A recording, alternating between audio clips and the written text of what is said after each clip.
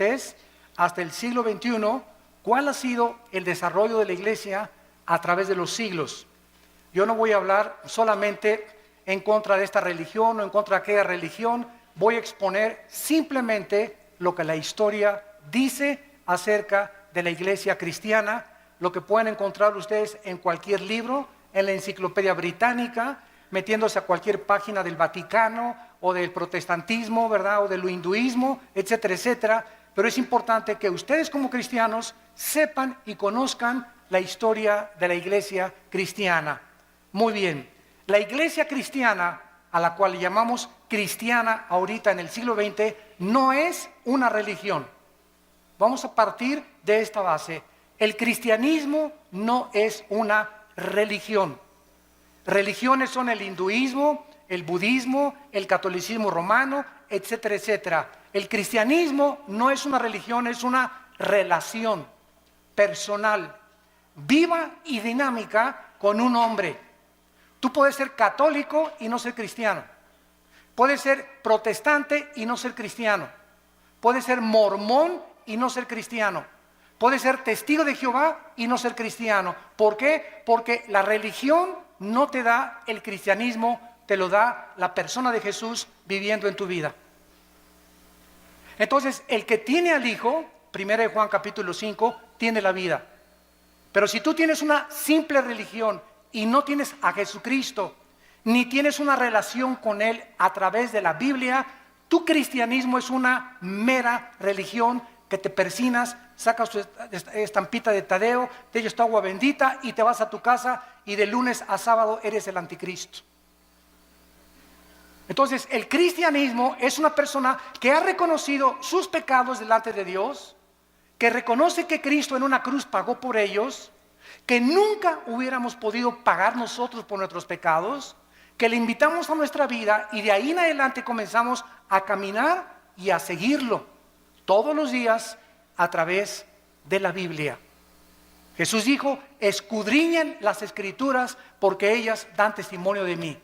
Cualquier persona que me diga que es cristiana y no lee la Biblia, no la medita, ni la estudie, su cristianismo es religioso. Pero no eres un hijo de Dios ni una hija de Dios.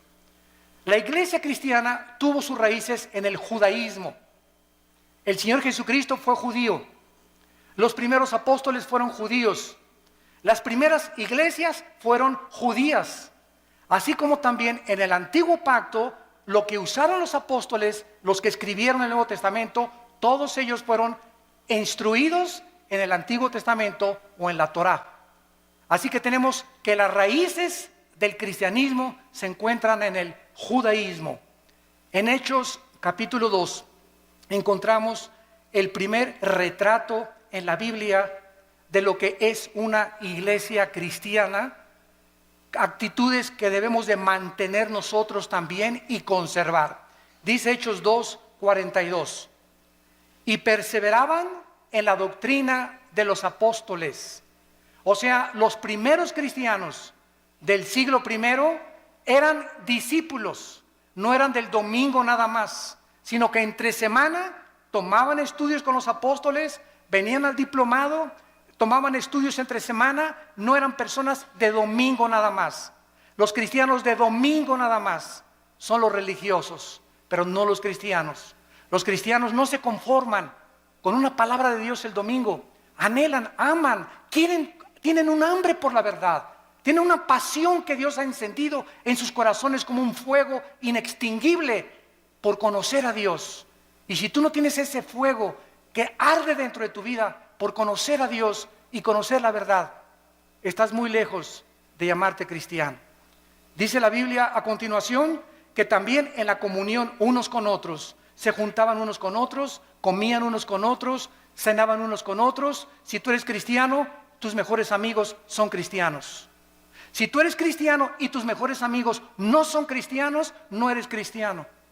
No significa que no les vas a hablar, pero el cristiano comienza a buscar amistades cristianas que te ayuden a crecer, te identificas con ellos, porque qué comunión hay entre la luz y las tinieblas. Entonces es imposible, ¿verdad?, que una persona que no camine con Cristo pueda identificarse con una persona que camina con Cristo, porque son intereses totalmente diferentes. Dice la Biblia, en el partimiento del pan, o sea, en la Santa Cena y en las oraciones. Estas características eran importantes porque después de que se formó la iglesia, vino la persecución. El mundo dio a Cristo, el mundo crucificó a Cristo, el mundo también tendría que perseguir a los que siguieran a Cristo. Y no ha cambiado las cosas desde hace 20 siglos. Dice la Biblia en el capítulo 7 de los Hechos, versículo 54 al 60. Oyendo estas cosas, se enfurecían en sus corazones y crujían los dientes contra él. Pero Esteban, lleno del Espíritu Santo, puesto los ojos en el cielo, vio la gloria de Dios y a Jesús que estaba a la diestra de Dios, y dijo: he aquí veo los cielos abiertos y al Hijo del Hombre que está a la diestra de Dios. Entonces ellos, o sea, los religiosos, dando grandes voces, se taparon los oídos y arremetieron con él.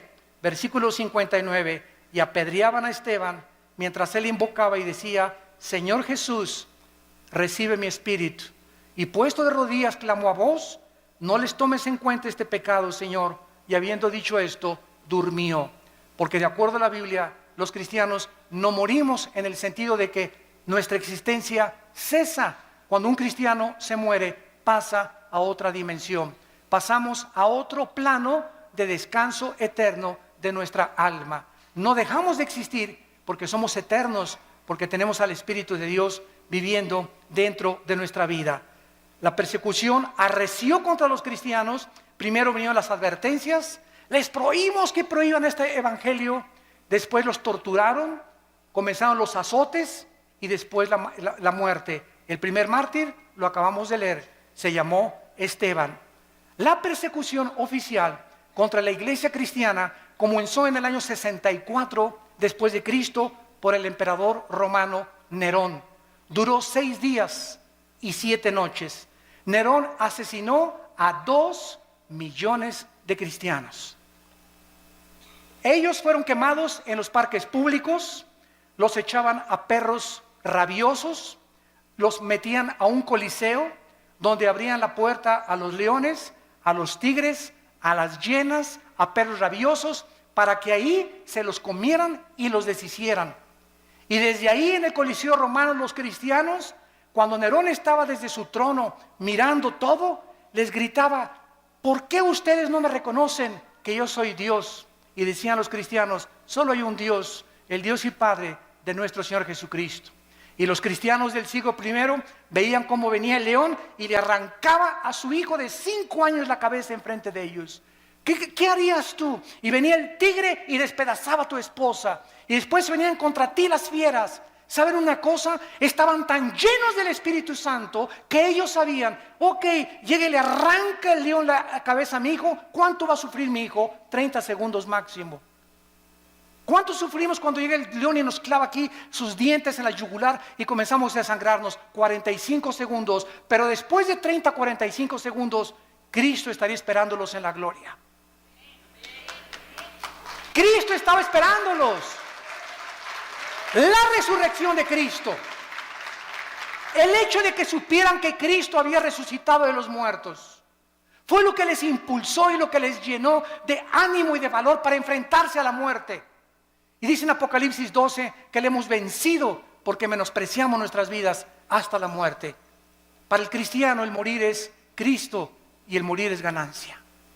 Podemos vivir para Cristo, pero cuando morimos, ¿qué es lo máximo que nos puede pasar? Nos está esperando la gloria por causa de que hemos sido fieles a Dios.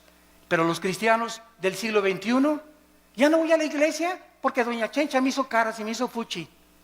Ya no voy a la iglesia porque esta no tiene aire acondicionado. Ya no voy a la iglesia. Los cristianos del siglo XXI parece que fueron hechos de mermelada McCormick. Duermen en camas de seda, carros con aire acondicionado, casas con calefacción.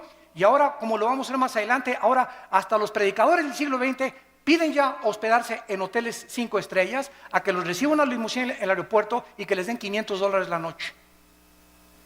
Y los cristianos del siglo I, el ejemplo que nos dejaron Pablo en caballo, en azotes, en persecuciones, en trampas. Vean la Biblia, estos eran los cristianos. que marcaron y pavimentaron el camino para la iglesia que somos nosotros. Pero nos hemos tan mal acostumbrado, estamos tan consentidos los cristianos del siglo XXI que ya se nos ha olvidado que no solamente fuimos llamados a creer en Cristo, sino que fuimos llamados a sufrir por Cristo también. Dice la Biblia que después de la persecución fueron esparcidos por todos lados y el evangelio comenzó a expandirse a Europa, a África del Norte y al Medio Oriente. Después se murieron los apóstoles y surgieron los padres de la iglesia, que se llamó los padres apostólicos en el siglo II y III después de Cristo. Se caracterizaron por comenzar a ser discípulos. Los apologistas defendieron la fe, los polemistas defendieron las herejías y los teólogos estudiaban la teología para acabar con las herejías que estaban entrando al cristianismo. Ahorita en el cristianismo, en el siglo XXI, yo que estoy viajando por todo el mundo ahora, me doy cuenta la condición tan patética, tan lastimera y tan triste en la que viven la mayoría de los cristianos. Se comen todo, lo creen todo, hemos llegado a abandonar la Biblia. Si un predicador es famoso le creen, pero ya no estudian la Biblia y ya no hay defensores de la fe, ni personas que tengan el celo de Dios de poder defender la palabra con su propia vida. Vino entonces después la famosa conversión en el año 337 después de Cristo de un emperador que se llamó Constantino. Escuchen, pasaron 3 siglos y no había papas. Pasaron 350 años sin tal cosa como que Pedro fue el primer papa. Si Pedro fue el primer papa, por favor, Virgen de los Remedios, ¿quién fue el segundo papa? ¿Quién fue el tercer papa? Pasaron 350 años sin que hubiera tal papado. El emperador Constantino nombró al obispo de Alejandría y de Constantinopla pontífice. La palabra pontífex en el latín significa constructor de puentes, porque el pontífice comenzó a enseñar que él era el puente entre Dios y los hombres, no Jesucristo, sino ese hombre a quien el emperador romano lo nombró. Y después lo nombró vicario de Cristo, vicarius Dei Filii en latín, que significa representante de Cristo en la tierra. Bueno, el emperador romano, Constantino, iba el 27 de octubre del año 330 más o menos a Milvain en una batalla, y en el cielo vio una cruz. Él dice que vio una cruz que le dijo, signos vincitoris, crucifix, bajo este signo vencerás. Constantino cesa la persecución del imperio romano contra los cristianos, ya no los persiguen a los cristianos, y él absorbe el cristianismo constantino como la religión oficial del imperio romano. Y desde Constantino a nuestros días, los cristianos son por herencia y por tradición y no porque han nacido de nuevo. Mi mamá fue católica, yo soy católico. Mi papá es budista, yo soy budista. Y así los padres heredan la religión sin que los hijos se hayan convertido a Cristo verdaderamente. Quiero decirles que Teodosio en el año 395 hizo oficial el decreto y ahora los cristianos, todos absolutamente, por ser hijos de padres cristianos, eran cristianos también. Vinieron después, en el siglo IX y X, en el año 1095, las cruzadas. El Vaticano, para recobrar la Tierra Santa de los musulmanes, ordenó 7 cruzadas en total. El papado apareció por primera vez hasta el siglo VI. 600 años pasaron sin que hubiera un jefe representante de todos los cristianos en el mundo. Alcanzó su cenit el papado en el siglo XIII y desde entonces hasta el siglo XVIII ha comenzado a menguar la influencia de Roma sobre el pueblo. La palabra papa significa pater en el latín, que fue aplicada a los padres de la iglesia. En el año 500 después de Cristo comenzó a limitarse al obispo de Roma nada más y después se convirtió en el papa o en el jefe de todo el sacro imperio romano. Durante 500 años, repito, no hubo papas. El primer papa, apúntalo, fue Gregorio I. El primer papa funcionando desde el Vaticano en el año 590 después de Cristo fue Gregorio I. Cuando el Papa asumió el Vaticano, cerraron la Biblia y se hizo un decreto que nadie podía leer la Biblia. Le pusieron un candado a las escrituras más que con el permiso del Vaticano. Muy bien, cerraron la Biblia y entonces los hombres comenzaron a introducir al cristianismo más de 30 herejías. Permítanme leerles algunas de ellas. En el año 375 después de Cristo comienzan a decir el obispo que a los santos son intercesores de nosotros. En el año 450 se establece el celibato sacerdotal, que un hombre para servir a Dios no necesita estar casado, necesita estar soltero para servir a Dios. De ahí viene el grande problema de la pederastia, que últimamente han culpado a millones de personas y de obispos y cardenales que han protegido a muchos curas que violan a los niños menores de edad. ¿Por qué? Porque los pobres sacerdotes, ¿verdad?, les prohíben casarse y ahorita se calcula que el 80% de los sacerdotes en el mundo tienen una esposa. A escondidas, de luego, debajo de la cama la tienen ahí guardada. Y la mayoría de ellos tienen hijos también, porque el Vaticano no ha querido entender que la Biblia, en 1 Timoteo capítulo 3, la Biblia ordena que los hombres de Dios es mejor que estén casados.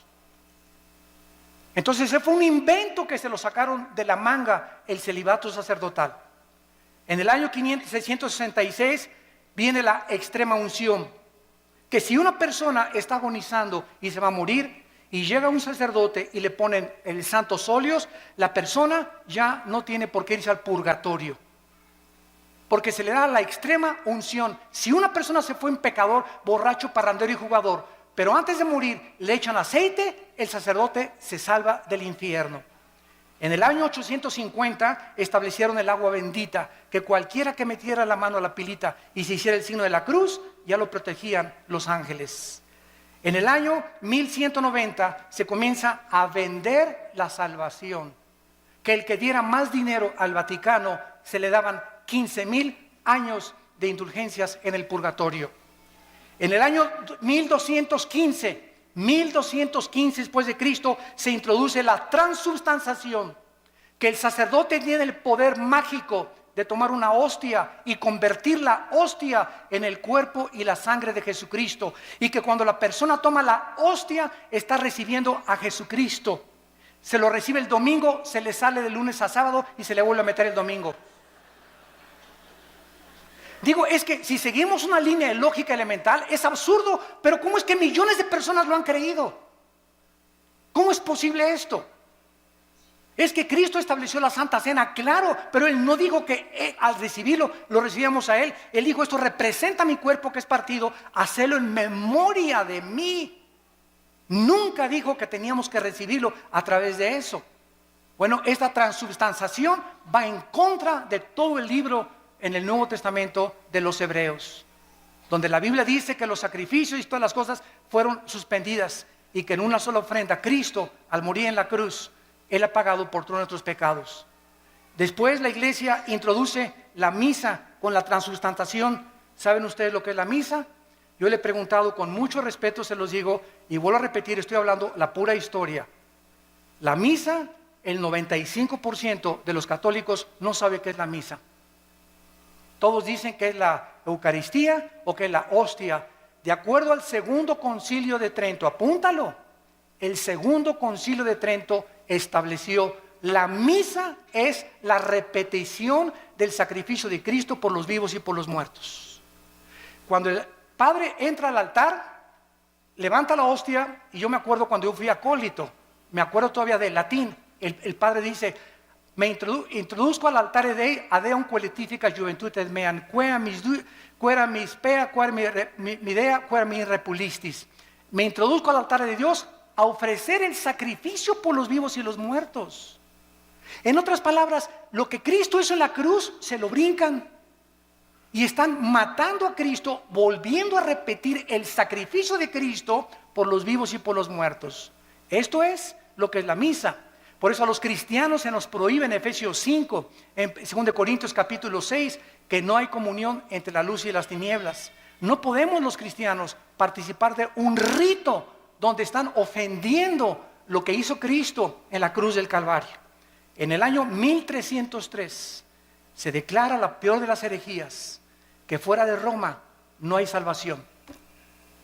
Que es la iglesia la que salva, no Cristo. La iglesia romana es la única que puede salvar. 1546 se agregan a la Biblia los libros apócrifos, que son más de 11 libros que no fueron aceptados como el canon de los padres apostólicos. En 1860 se declara la infalibilidad papal. ¿Qué significa? Que el Papa no puede cometer errores al hablar ni al dar una encíclica. Lo que el Papa dice es Dios hablando. En 1860 se decretó que la misa, fíjense ustedes, que el Papa es infalible, que no puede equivocarse.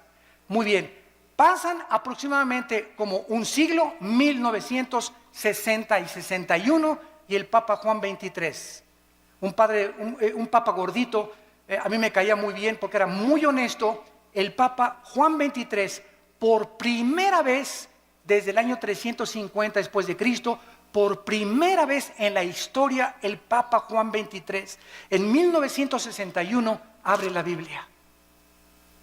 Y comienza a leer y comienza a decir, ah caray, ah Chihuahua, cuánto apache. Dios mío, pero ¿qué es esto? Dios mío, pero ¿qué es esto? Dios mío, pero este libro lo hemos abandonado. Y entonces el Papa Juan XXIII manda quitar la misa en latín. Y ya no se da en latín la misa. Ustedes que son de los 50 o que eran niños en aquella época se acordarán que entrábamos a la misa y era en latín. Ahora es en cualquier lado. El Papa Juan XXIII manda quitar las imágenes de las iglesias, porque él se da cuenta que los santos no merecen nuestra adoración. ¿Cómo nos vamos a hincar delante de una estatua? Y manda quitar las estatuas de todas las iglesias. Hay muchas que lo siguen todavía llevando porque son iglesias muy radicales, pero el 80% de las iglesias católicas en el mundo ya no tienen imágenes más que de María de vez en cuando. El Papa se declara infalible. En 1634 se promulga que solo el Papa puede decir quién es santo y quién no es santo, en la famosa canonización. Que si una persona se muere, el Vaticano investiga si esa persona nunca rompió un plato, o si esa persona hizo un milagro, para que se le pueda decir que es santo. Si tú lees el Nuevo Testamento, y les digo a todos mis hermanos católicos en el mundo que nos escuchan, que son verdaderamente cristianos, todas las epístolas a los Corintios, a los Efesios, a Filipenses, a Colosenses, a Tesalonicenses, comienza Pablo a los santos de Corinto, a los santos de Filipo, a los santos de Efeso. La Biblia nos declara santos en vida, no después de muertos. ¿Por qué? Porque la palabra santo no significa que seamos buenos. La palabra agios en el griego, que se tradujo santo, significa apartados para el servicio de Dios. De buenos no tenemos nada más que a Jesús dentro de nosotros, porque somos unidos dentro de maldad. Y por eso no podemos confiar en la maldad tan grande que tenemos dentro todos nosotros. Lo único bueno que existe en nosotros es la vida de Jesús. Por eso el Espíritu Santo quiere que dejemos vivir a Cristo y morir nosotros a la carne y crucificar nuestras pasiones y deseos para que la vida de Jesús se pueda manifestar a través de nuestra carne mortal. Esa es la vida cristiana, dejar vivir a Jesús mi vida. No ya yo, sino Cristo vive en mí. Y lo que vivo ahora en la carne, lo vivo en la fe por el Hijo de Dios. En el año 2000, que nos toca a todos nosotros, el Papa Juan Pablo II declara a María corredentora junto a Cristo de nuestra salvación. No solamente Cristo murió por nuestros pecados, María también. Los cristianos, déjenme decirles, respetamos a la Virgen María más que cualquier católico. Los católicos le han dicho de los remedios, de los lagos, de Zapopan, de la Macarena, de los remedios, y le han puesto nombres de Guadalupe, y la Virgen no se llama Lupita, ni se llama de Zapopan, la Virgen se llama María.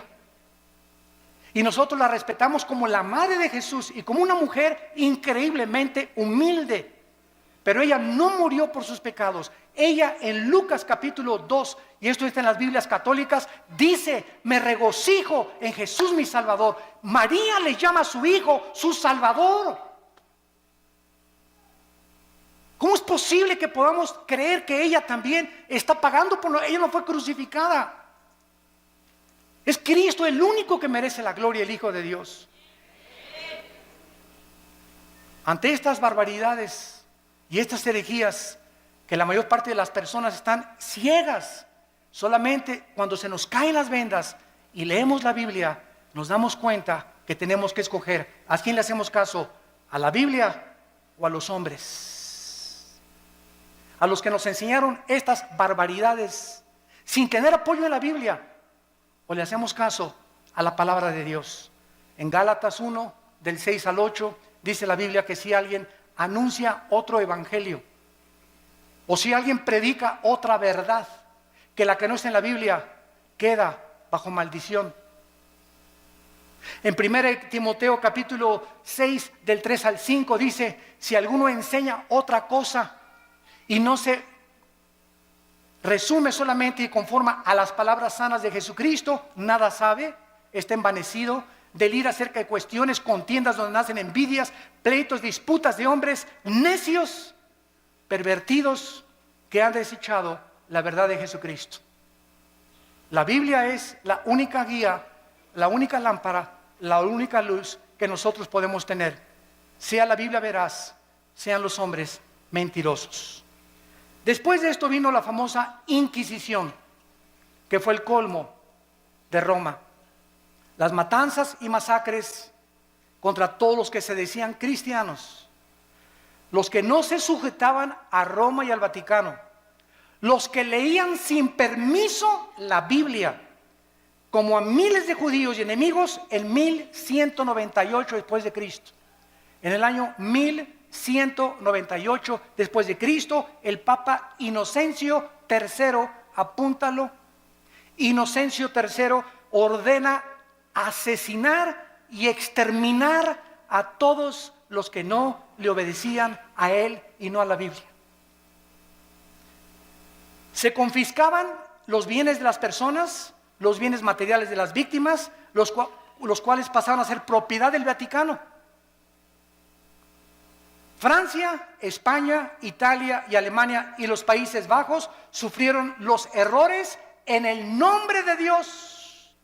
Se comenzó a matar a la gente en el nombre de Dios. La religión, no el cristianismo.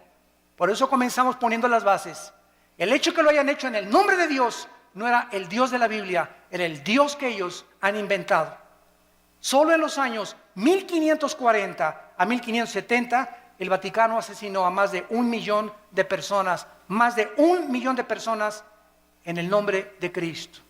El Vaticano usó la Inquisición para mantener su poder.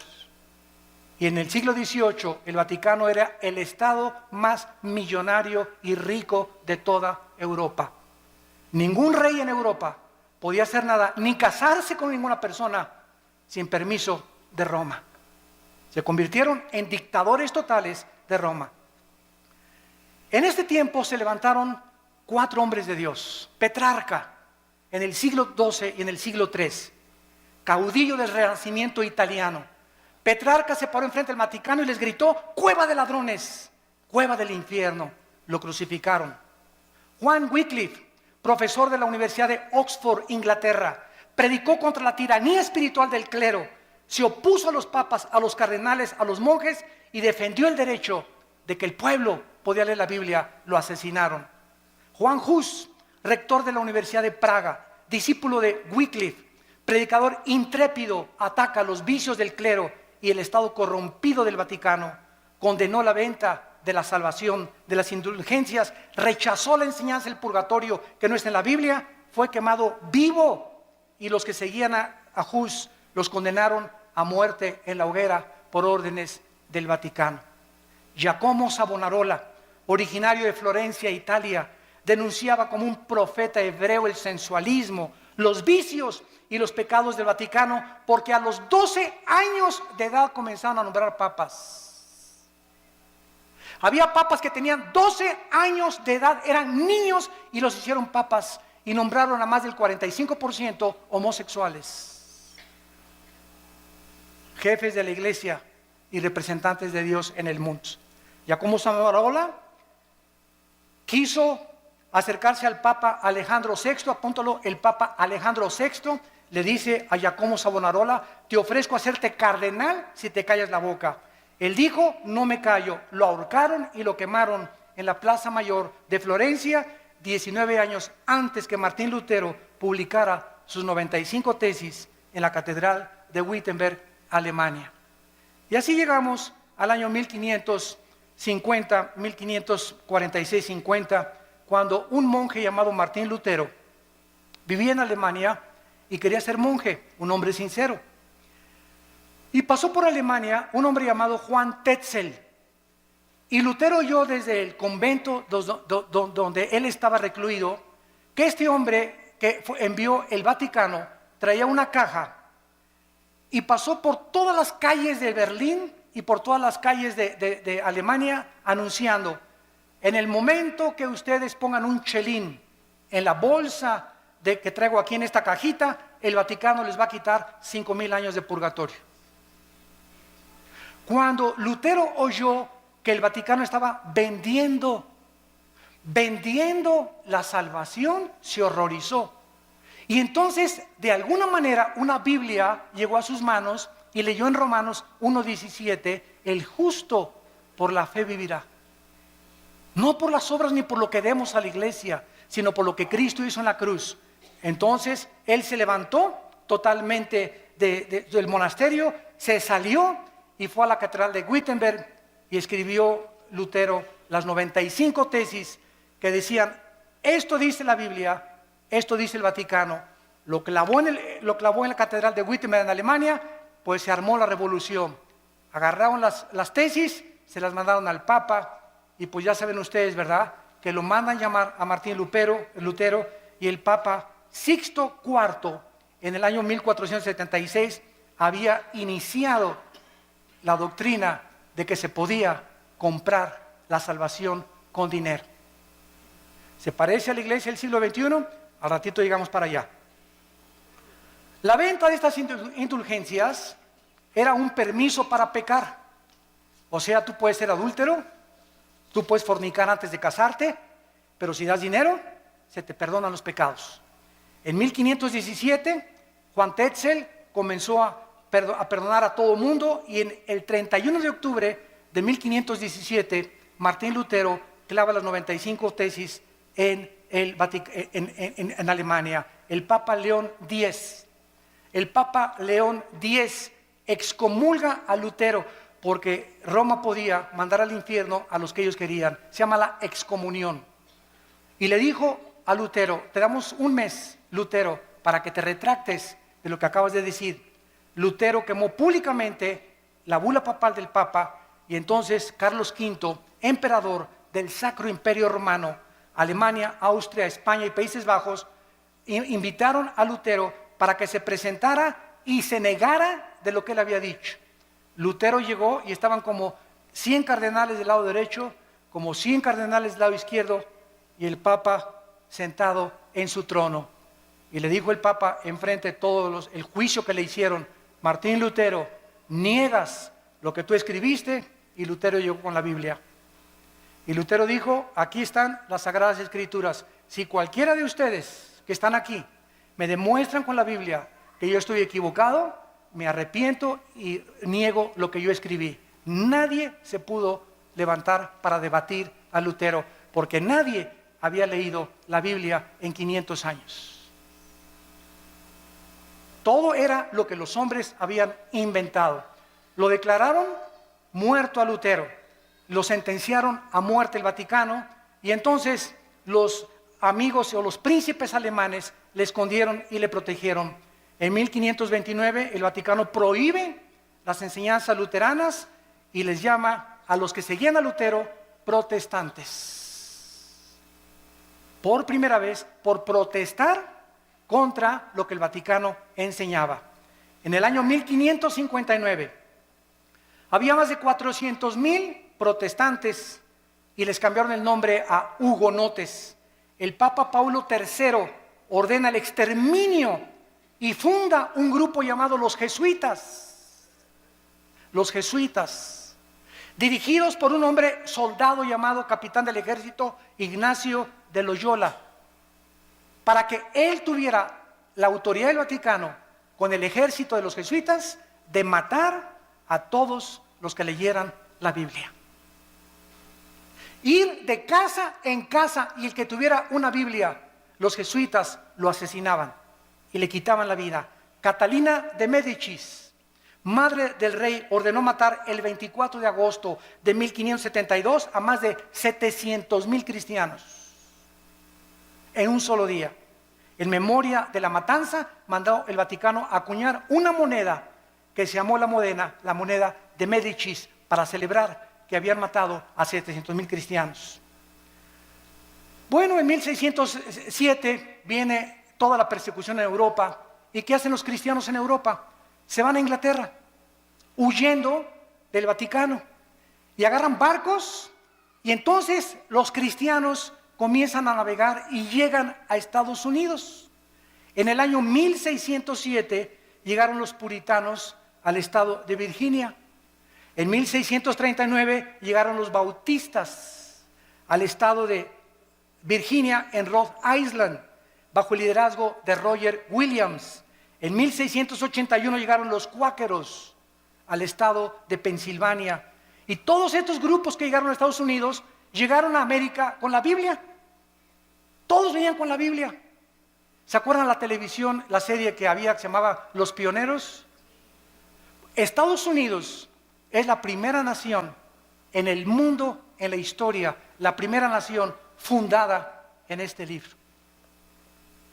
La Constitución la hicieron basada en la Biblia, a las monedas les pusieron In God We Trust, en Dios confiamos, y todo comenzó a crecer con la palabra de Dios. Después vinieron las misiones, y tenemos las vidas como David Livingstone, Hudson Taylor, que se fueron a la China a evangelizar a los chinos, a Guillermo Cary a la India, Morrison, Moffat, todos estos hombres que dejaron el confort de sus vidas y se fueron a predicar el evangelio al mundo entero. Y entonces llegamos al siglo XIX, o el siglo, finales del siglo XIX, principio del siglo XX, cuando comienza la apostasía de las iglesias protestantes o cristianas, como les llamamos ahora, evangélicas. A mediados del siglo XIX, escúcheme con cuidado, todas las principales universidades norteamericanas, escuchen, Harvard, Princeton y Yale, fueron fundadas por pastores. Las más grandes universidades del mundo ahorita, Princeton, Yale y Harvard, fueron fundadas por pastores con principios de la Biblia. Pero ¿qué sucedió? Que comenzaron a mandar a los estudiantes a Europa. Y en Europa en el siglo XX comenzó el racionalismo francés y el ateísmo alemán, donde Jacques Rousseau y todos los grandes ateos del siglo XX comenzaron a atacar la Biblia, y los cristianos que venían de Europa, estudiantes que llegaron a enseñar en los seminarios teológicos norteamericanos, comenzaron a introducir todas las herejías del racionalismo filosófico europeo, y comenzó a leudarse poco a poco las iglesias protestantes o las iglesias evangélicas. Quiero nombrarles a ustedes las 8 verdades fundamentales del cristianismo, los 8 pilares sobre los cuales debe estar edificada una iglesia o una persona que es cristiana. Número 1, la inspiración de la Biblia como la única regla de fe y conducta. Solo la Biblia es nuestra regla de fe y conducta, no la Biblia más los sacramentos, la Biblia más la perla de gran precio, como los mormones, la Biblia más doctrinas y convenios de los mormones, la Biblia más las enseñanzas de la atalaya, como los testigos de Jehová. Todas las sectas se caracterizan por la Biblia más otra cosa. el cristiano es solo la Escritura, solo la Biblia, solo la fe. En segundo lugar, el nacimiento virginal de Cristo. Cristo nació virginalmente mediante una virgen llamada María. Número 3, la deidad de Cristo. Cristo tenía dos naturalezas, la naturaleza humana, que fue la que murió en la cruz, y tenía la naturaleza divina. Jesús dijo, el que me ha visto a mí, ha visto al Padre. Número 4, la doctrina de la Trinidad. El Padre, el Hijo y el Espíritu Santo son la misma esencia, manifestado en tres diferentes personas. Número 5, la resurrección de Jesucristo corporal. Los testigos de Jehová enseñan que resucitó en gases. Nosotros decimos, la Biblia dice que resucitó físicamente. Número 6, la salvación por gracia sin las obras de la ley. Ahora hay una doctrina en el cristianismo que se llama que se puede perder la salvación. Cuando una persona me dice, ahora que estuvimos mi hermano y yo en un país de Sudamérica, teníamos ahí como 500 pastores y todos me preguntaron, hermano Alducin, ¿se pierde la salvación? Y yo les dije lo siguiente, es tan fácil como esto. Roma dice, la salvación más los sacramentos igual a la salvación. O sea, es por gracia, pero también las obras te dan la salvación. Esa doctrina entró a nuestras iglesias. Y ahora los que dicen que se pierde la salvación, dicen esto, no, yo acepto que Cristo me salvó por gracia, pero me tengo que portar bien y ya no tengo que pecar para poder entrar al cielo. O sea, están agregándole méritos a la obra de Cristo. Hay 5 pasajes en el Nuevo Testamento que implican o que parecen enseñar que se pierde la salvación. Como el Apocalipsis 3:5, el que no venciere será borrado del libro de la vida. A ver, hermano, aquí dice que será borrado el libro de la vida. Le digo, mira, léelo con cuidado, por eso tenemos que estudiar la Biblia. ¿Quiénes va a borrar del libro de la vida? Los que no son vencedores. Ah, pues sí, ¿verdad? ¿Y quiénes son los vencedores? 1 Juan 5, 4 y 5, los que somos hijos de Dios. Entonces, claro que los somos hijos de Dios, nunca van a ser borrados del libro de la vida. Ah, pues chino, chavieso. Y así comenzamos a ver que cada pasaje que usan para disque enseñar que se pierde la salvación, lo sacan fuera del contexto y hacen un pretexto de la palabra de Dios. Número 7, la redención es por la sangre de Cristo, no por la misa ni por ninguna otra cosa. Y número 8, necesitamos nacer de nuevo. El ser humano necesita ser regenerado para entrar al reino de Dios. Muy bien, y terminamos con lo que es la apostasía de la iglesia en el siglo XXI. Abróchense el cinturón. Ahora voy a hablar lo que está pasando en las iglesias cristianas y que necesitamos nosotros los predicadores pasarle la estafeta a nuestros jóvenes, a la segunda generación, y volver a enseñarles a que regresemos a la Biblia otra vez, porque los cristianos del siglo XXI estamos abandonando la Biblia. Y si estamos criticando a Roma que vende la salvación, yo conozco iglesias cristianas que venden la salvación. Ya no tenemos por qué jactarnos ni presumir que somos mejor que el Vaticano. Por eso les dije, les voy a hablar la verdad. Yo conozco iglesias que venden la salvación y predicadores en la televisión que te venden la salvación. Si tú les mandas $50. En 1960-70 comenzó un cura católico en Centroamérica llamado Camilo Torres. Yo admiro a este hombre. Él era sacerdote católico, él no conocía la Biblia, pero él estaba harto de la pobreza y que él no podía cambiar con lo que Roma le decía la vida de toda la gente pobre en Centroamérica, Guatemala, Honduras, etcétera, etcétera. Entonces Camilo Torres, ¿saben lo que hizo? Agarró una AK-47 y formaron grupos armados para poder comenzar a usar el comunismo y a través de la liberación de los estados opresores dictatoriales, quitar la pobreza a la gente. Esto se llamó la teología de la liberación, que fue una mezcla de cristianismo con el comunismo. Y él era un hombre sincero, Camilo Torres. Después encontramos que pasó el tiempo y el cristianismo se comenzó a mezclar con el misticismo de los hindúes y de las filosofías orientales. comenzamos a darles en los 70s y en los 80s del siglo pasado, a darle más experiencia y más validez a las experiencias místicas, y se comenzó a propagar la mentira.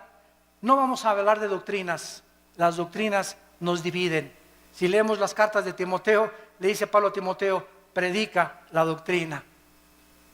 Y comenzaron a decir, no hablemos de doctrinas, vamos a hablar mejor del amor, porque las doctrinas nos dividen. El pueblo de Dios comenzó a enseñar que si tú no hablas en lenguas, no tienes a Cristo. Que si no hablas en lenguas, no tienes el bautismo del Espíritu Santo. Esto es una herejía. Porque el don de lenguas, gracias a Dios por él, y no estamos en contra de este don. Gracias a Dios los que ustedes tienen ese don. Pero enseñar que si no lo tienes, no tienes al Espíritu Santo, es una herejía. Porque toda la historia de la iglesia, los más grandes hombres de Dios del siglo pasado y del siglo XXI, ninguno nunca ha hablado en lenguas. Entonces no eran cristianos de acuerdo a esta enseñanza. Se comenzó a propagar la risa santa. Y comenzó a decir que era de Dios. Risa santa le llamaron. Y se comenzaron a tirar al suelo, muertos de la risa. Y comenzaron a filmarlos todos los enemigos del evangelio. Y comenzaron ya en el suelo a ladrar como perros. Comenzaron a ladrar como animales. Después vino el vómito santo. Es santo. En la iglesia, enfrente de todos, que porque lo que salía era el bautismo del Señor. Después comenzaron a mandar por la televisión trapos ungidos. Quiero decirle que si me mandan $100, este trapito se ungió con aceite de Israel. A mí qué me importa que haya sido con aceite de Metepec. El aceite del Antiguo Testamento no era el santo, representaba la unción. No había nada del aceite que fuera santo, era el símbolo que él representaba nada más. Y ahora la gente, porque este es aceite de Jerusalén, ya tiene más validez que el aceite de olivo o que el aceite que hacen en cualquier otro lado. Y comenzaron a ungir trapos, pero el predicador era famoso. Y como yo soy famoso, te mando el trapito, mándame $50 y lo pones bajo tu almohada y te quita el dolor de cabeza. O te va a proteger de los demonios. O si me mandas $100, alejaré las maldiciones de tu casa. O si haces un pacto conmigo, tu hijo se va a aliviar y tu esposo va a regresar que te abandonó. Todas estas son herejías, son blasfemias de la palabra de Dios, que tenemos que combatirlas, aunque nos cueste, como lo hemos dicho antes, nuestras propias vidas, nuestros propios intereses. Yo se los digo, a mí me han prohibido tantas cosas y tantas iglesias y tantos países la entrada. El hermano, yo tengo ya mi foto en casi todos los países, como persona non grata a las iglesias carismáticas. Porque tienen miedo de que hablemos la verdad por las barbaridades en las que se han metido. También se ha comenzado a enseñar, aparte de las lenguas, la risa santa, el vómito santo, contorsiones, y comenzó comenzaron las apariciones hace 10 años, que estaba cayendo del cielo oro y piedras preciosas. Polvito santo del cielo, está cayendo oro. Hermano, míreme las manos, es diamantina, menso. Alguien se contó cuánto el ventilador le puso diamantina, burro. Me está cayendo oro del cielo. ¿Quién puede imaginarse que Dios le va a interesar mandarnos oro del cielo? Dice Proverbios, busque la sabiduría más que las piedras preciosas. Increíble. Dios me parchó la muela y tengo ya un tapón de oro, hermano. A Dios te pone una muela nueva, menso. No te pone un parche ni te la tapa. Dios hace las cosas nuevas totalmente. Todas estas cosas han entrado a la iglesia y el pueblo las ha aceptado por no conocer la palabra de Dios. Y luego también en las reuniones. Y voy a iglesias y yo les digo a mis pastores, denle un zape en la cabeza atrás de esa persona. Es que estoy bajo la influencia del Espíritu Santo. Espérame tantito, de 1 Corintios 14. El espíritu del profeta está sujeto al profeta. Entonces, no hay tal cosa como que alguien pierde el control y comienza como alambre eléctrico así en la cabeza, ¿verdad? Que lo lleven al manicure. Que venga el psiquiátrico por él. Pero esa persona no tiene el Espíritu Santo y está solamente haciéndose ese panchote que está haciendo la iglesia para que la iglesia vea que el hermano tiene el Espíritu Santo. ¿Qué le interesa al Espíritu Santo que estás como alambre eléctrico? En 1 Corintios 14 dice la Biblia hermanos, dice Pablo, les suplico que en la iglesia no hablen en lenguas. Y si alguno quiere hablar en lenguas en la iglesia, que sea 1, 2 o 3 por turno, nunca todos al mismo tiempo. Y además que uno interprete, y si no hay intérprete, cállate y habla en chino mejor. Pero llegaban a las iglesias y todos, pero todos estaban llenos del Espíritu Santo. Hermanos, un cántico nuevo. Y comenzaron todos. ¿Cuál cántico nuevo? Ni que 8 cuartos.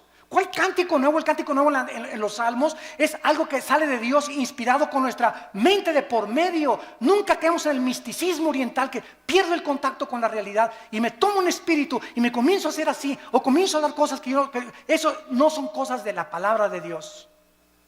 Todo este misticismo entró a la iglesia y hemos llegado a la brujería. He visto programas de televisión donde un pastor agarra un bote de agua y dice que lo convierte en la sangre de Cristo.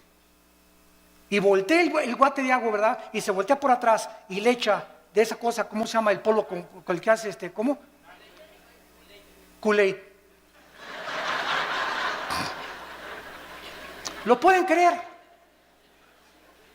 Otra señora en la televisión hace poco pasó y dijo, fórmense aquí los de $1,000 y aquí los de $500. Y agarró un billete y lo pegó aquí en el oído. El dinero habla. Ahora aquí los de $1,000 y aquí los de 500. Y se ve en el video, lo pueden ustedes ver, se ve en el video, pasa una señora con unas alhajitas y esta predicadora es mujer, agarra las palajitas y le dice, no, esto no vale $100, vete. Cuando la Biblia dice, cada quien dé como propuso en su corazón, ¿cómo puede alguien atreverse a decir que es predicadora o que es profeta cuando ella tiene que decirles, si te das de 1,000 o te das de 500, que no sea menos de 500 ni menos de 1,000? Los de 1,000 aquí y los de 500 acá. Los de 1,000, denme su libro porque van a ser mis discípulos preferidos. A eso está llegando la iglesia cristiana y todos están como mensos, creyéndose todo, comiéndose todo, y ya no hay discernimiento absolutamente de la palabra de Dios. Y ahora viene también la teología de la prosperidad. Virgen de la Macarena. Se enseña que Dios quiere que todos seamos ricos, que si tú mandas una ofrenda te vas a hacer rico o te vas a tener la prosperidad económica. Y claro que Dios quiere prosperarnos. Y claro que Dios quiere bendecirnos. Segunda de Juan. Yo quiero que prospere tu vida y tu vida espiritual y tu vida social y tu vida económica, pero nunca se predica el precio que hay que pagar para esta bendición de Dios, y es la santidad. No es mandar para que Dios me dé, comenzamos a vender y comenzamos a hacer negocio con Dios. Es como los famosos pactos, ¿verdad? Los pactos ya se acabaron. A Dios le haces promesas, los pactos los inicia Dios. Ya no hay ninguna cosa que un hombre haga pactos con Dios. Hacemos los pactos nosotros, ya estamos bajo el pacto de sangre y ese pacto es incondicional. Ya no hay ningún otro pacto que hacer más que obedecer las sagradas escrituras. Cobrar por predicar. Me hablan el otro día de un país de Sudamérica. Hermano Alducin, lo invitamos a una cruzada aquí. Sí, con mucho gusto voy a orar. ¿Cuántos van a ser sus honorarios? ¿Cuánto van a ser sus honorarios? Me preguntan muchos pastores que nos están oyendo por televisión también. ¿Cómo que cuántos son mis honorarios? Pues sí, hermano, es que los predicadores que hemos invitado nos cobran $500 la noche con traje oscuro, con traje azul. Si quieren que llore, $50 más. Da risa, ¿verdad? Pero es la verdad. Que los recojamos en limusín, de desayuno, queso, cottage con uvas nada más, con agua una tal marca, que los transportemos en helicóptero, y el que trae avión, que le paguemos $10,000 para la gasolina del avión. O sea, el hermano viene nomás 3 días y le pagan la gasolina de un mes. Y les digo a los hermanos pastores, esos son mercenarios del Evangelio. Mercenarios del Evangelio, blasfemos del Evangelio. Dice 1 Corintios capítulo 9. Versículo 16, 1 Corintios 9, 16. Si anuncio el Evangelio, dice Pablo, no tengo por qué gloriarme. Me es impuesta necesidad. Y ay de mí si no anunciar el Evangelio. Por lo cual, si lo hago de buena voluntad, recompensa tendré. Pero si de mala voluntad, la comisión me ha sido encomendada. ¿Cuál es mi galardón? que predicando el Evangelio presente gratuitamente el Evangelio de Cristo. ¿Qué me dicen los hermanos? Bueno, ¿qué nos pide entonces, hermano Alducin? Miren, pues págame el avión y un hotel, no importa si es una estrella. Ahora que fui a Guatemala estuve en un hotel, ¿verdad? De una estrella, creo que el ventilador casi me cae en la cabeza. Anduve 2 veces en burro y en caballo. No había ni en qué transportarme al estadio donde fue la cruzada de casi la mayoría de indígenas. Imagínense ustedes, ¿somos mejores que Cristo y que Pablo nosotros? ¿Qué pastores pirruration y qué nada? Exigir esas cosas, ¿cómo es posible? Que hemos llegado a ese grado. Nos hace llorar, nos hace hervir de enojo, con una ira santa contra la palabra de Dios. Lo que han hecho estos hombres y que están aceptándose como algo normal, porque lo peor de todo es que ya es algo normal. Se está aceptando igual ya, los músicos igual, $15,000 si quieren un concierto. Oiga, pues que nadie se pague la vez, pues junten dinero y que los mande a su iglesia. Nunca el cantante o el predicador es un negocio, es un ministerio llamado por Dios. Yo les digo a los hermanos, páganme el avión y el hotel, si me quieren acostar en el suelo, una cama de piedra, una cama de piedra. ¿Por qué acepto la invitación? Porque oré y Dios me quiere mandar a ese país. Y sabe una cosa, si ustedes me quieren dar una ofrenda, dénmela. Y si no me quieren dar una ofrenda, no me la den, porque yo no voy por ustedes, yo dependo del Dios Altísimo que está en el cielo.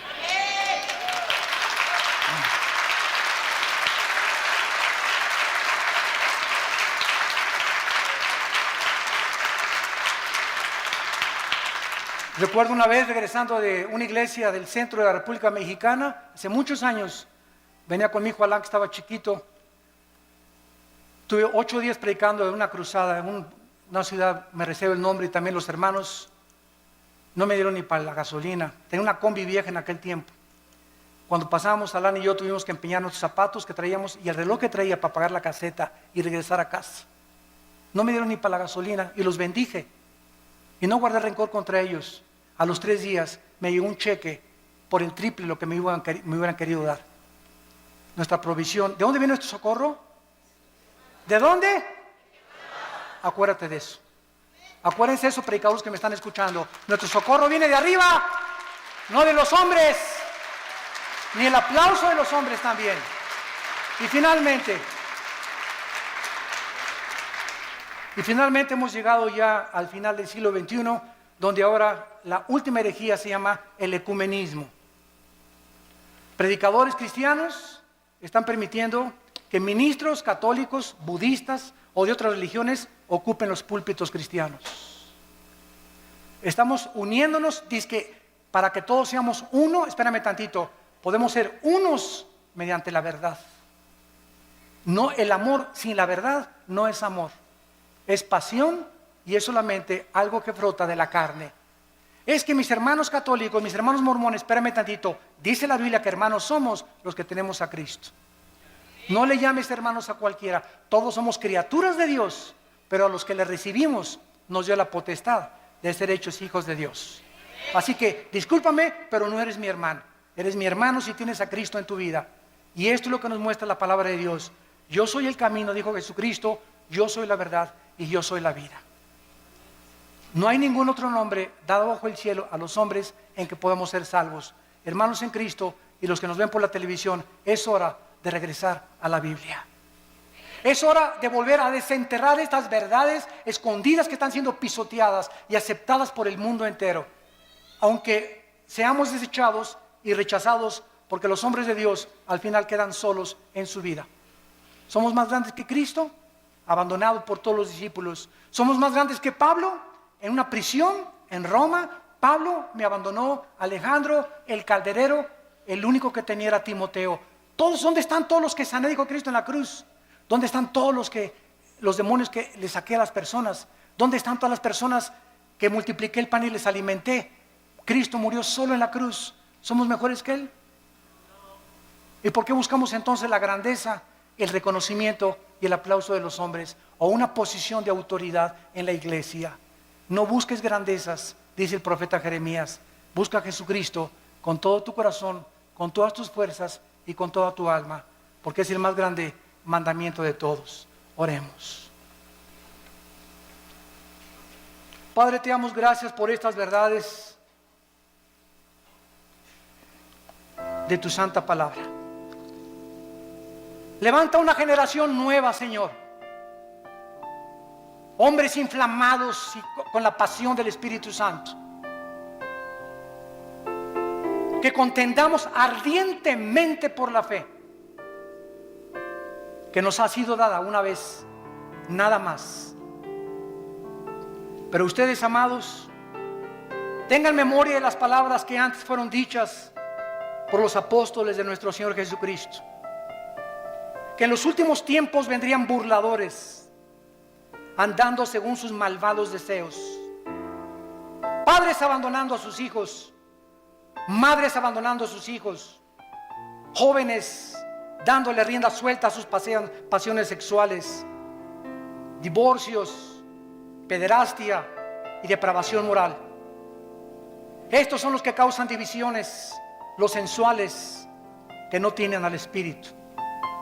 Pero ustedes, amados, edifíquense sobre vuestra santísima fe, orando en el Espíritu Santo.